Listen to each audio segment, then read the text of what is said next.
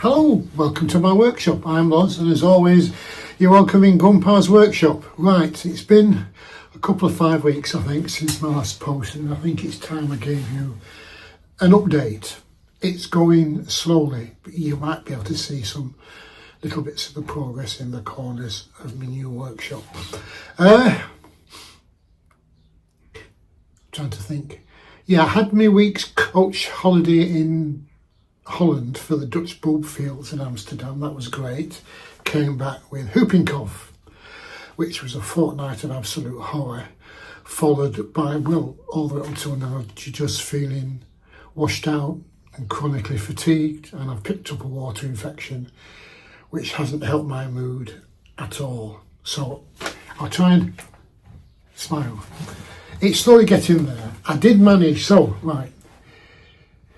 Before my last update, I'd put the insulation boards in the shed, and since then I've put the 9mm moisture resistant MDF beaded boards as a wainscoting. You can just see it around the bottom half of the shed and the beading on top, which took me absolutely ages, and especially sorting out the fixings for the corners, where I had to put some tabs in to screw to the frame and then screw the board to down the edging.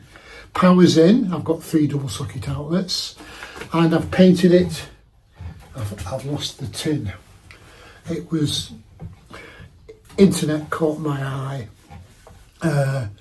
Insulating emulsion, would you believe, in sage green, because that's going to be the theme for the workshop, sage green. Don't buy it. For the insulation, I thought an extra layer of insulation to deter condensation on the faces of the boards would be good. 50 quid for a big tin. And it went on like pasting butter on the wall. It was awful, and I'm having problems getting into the groove of the beading. Anyway, 2 coats are on. Took me ages crawling around on my hands and knees with a little roller and then a brush. I'm glad that's over. I wouldn't do it again. What I've got to do is get myself some plain 9mm moisture resistant MDF to do the top half, and I'll do that shortly, and I'll show you when it's done. Where I'm up to now is, so this is going to be my hand tool workshop and my benchtop power tools. The big table saw and the bandsaw, and possibly a jointer that I've not got to go with.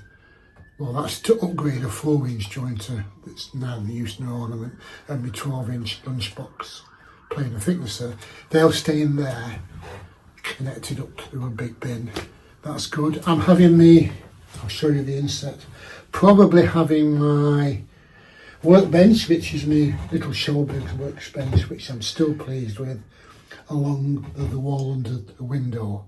You see the insert. Now, oops, falling over. This BVVP, this vertigo is awful. Router table. The idea was, and I'm still not sure, along the long wall, and I'll show you the insert, to put the trend router table in the middle, and then, I've got my little portable, what's it called? Senior moment. The workbench with the holes in, that you put bench dogs in. That's on my Stanley Junior sawhorses, but it's not high enough.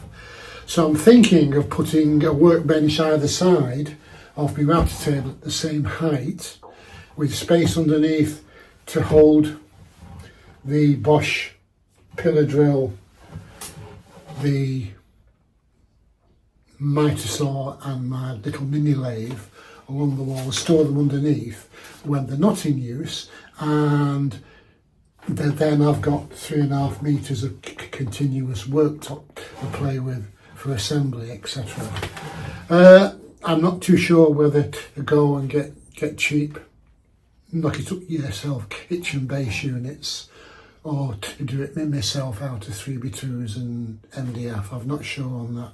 I'm not sure if I'm doing it along that wall or if I'm having my workbench across the middle under the window and the router table and some worktops along the back wall.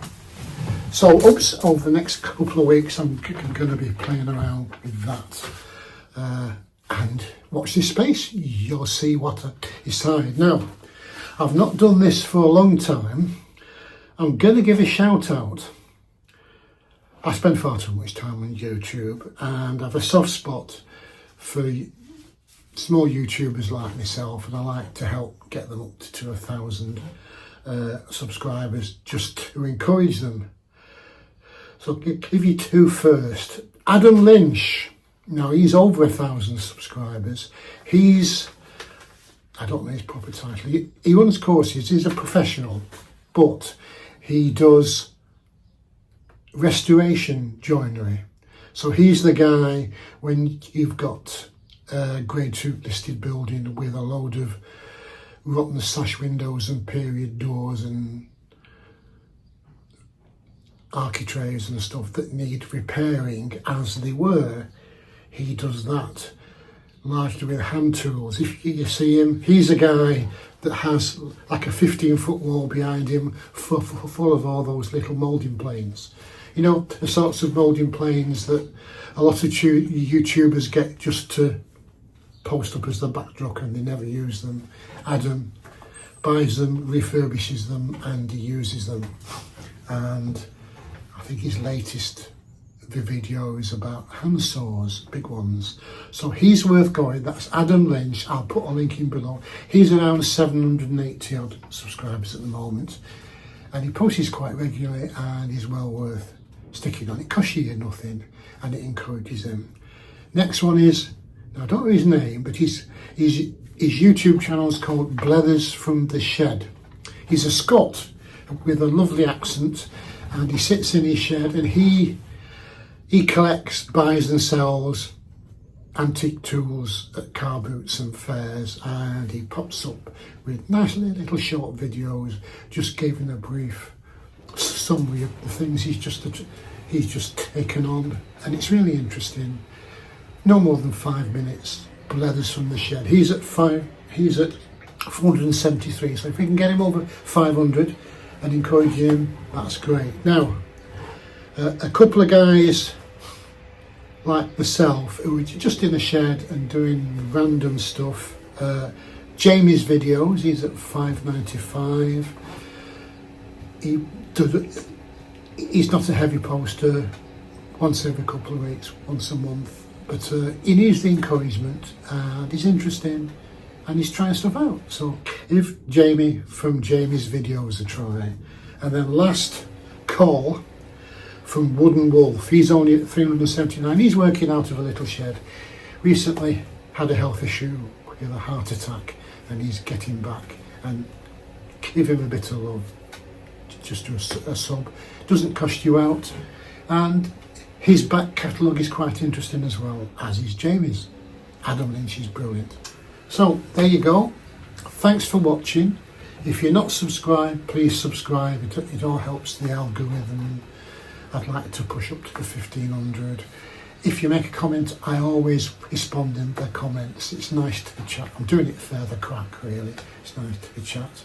And I'll get on. What's the other thing? Oh yeah, on top of this, I'm sorting out my study inside. I'll show you a quick look.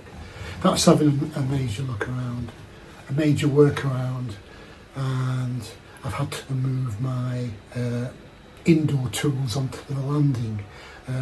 That's the point.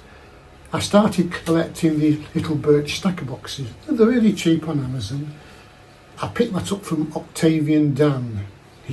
He's a long-standing YouTuber, works in his apartment with a little low-level workbench and a stack of these things with nice tools in.